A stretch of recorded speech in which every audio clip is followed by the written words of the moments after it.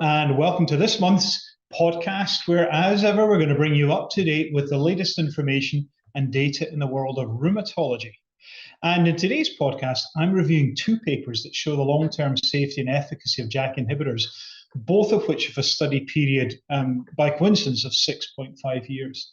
In our first paper, Roberto Caporali and colleagues show long-term safety and efficacy data for baricitinib in the context of rheumatoid arthritis. And in our second paper, Christina Charles-Schoeman and colleagues present long-term data on the effect of upadacitinib on laboratory parameters in people with rheumatoid arthritis.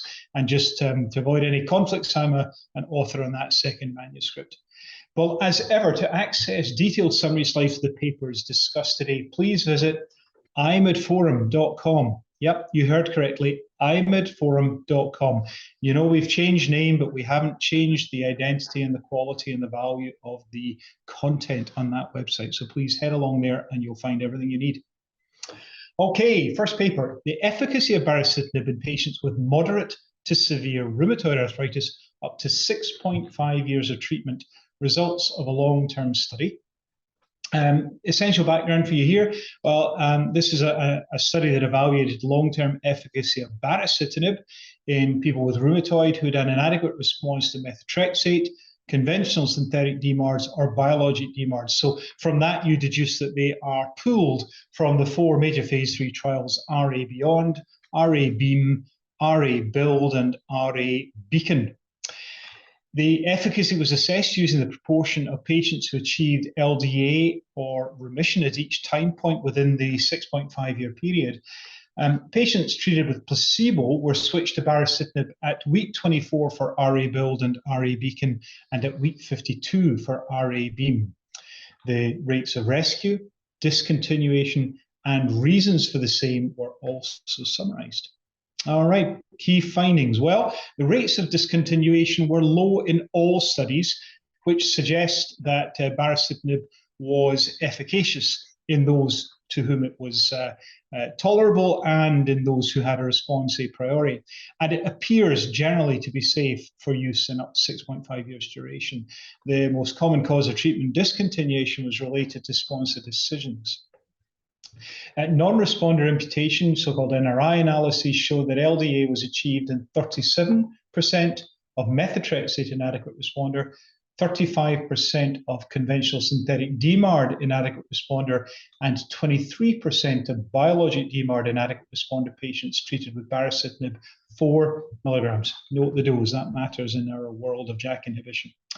For the same dose, completer analysis results showed LDA achievement in 83% of methotrexate inadequate responders, 83% of conventional synthetic DMARD inadequate responders, and 73% of biologic DMARD inadequate responders.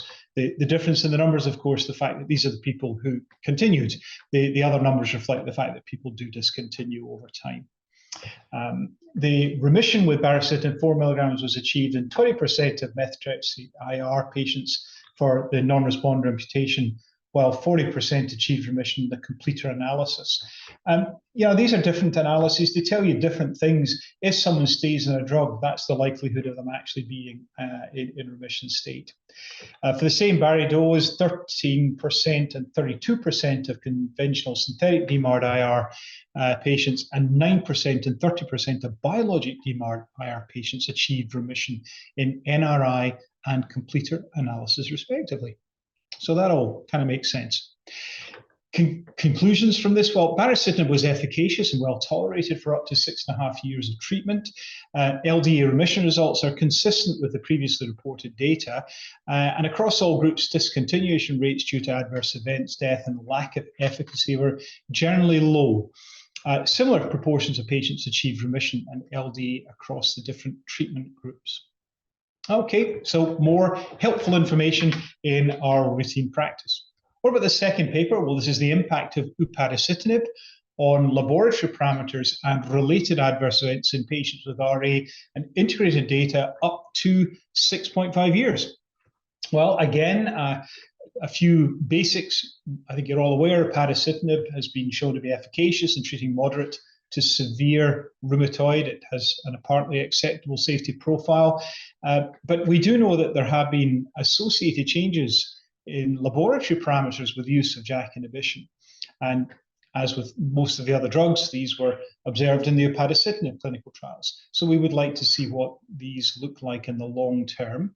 This particular study therefore investigated the change in laboratory parameters in patients with RA during the following clinical trials. The data are pooled from the 6 phase 3 RCTs in the SELECT program. You know them off by heart. Select early, select next, select monotherapy, select compare, select beyond, and select choice. 4 treatments across this were compared to one another: upadacitinib 15 milligrams, upadacitinib 30 milligrams, adalimumab 40 milligrams every other week with methotrexate, and methotrexate monotherapy. And the laboratory parameters, well, they're all part of our routine panel: hemoglobin, neutrophils, lymphocytes, ALT, AST, CPK, creatinine, lipids, particularly LDL, HDL cholesterol, including the LDL-HDL cholesterol ratio.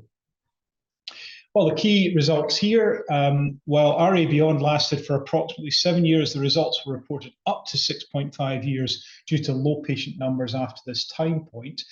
Grade 3, grade 4 elevations in ALT and AST were more common with methotrexate monotherapy and both upadacitinib doses compared with adalimumab and methotrexate. The incidence of grade 3, grade 4 laboratory abnormalities were generally low through any 12-month period, with no obvious temporal pattern to the recurrence. One or two things just to highlight.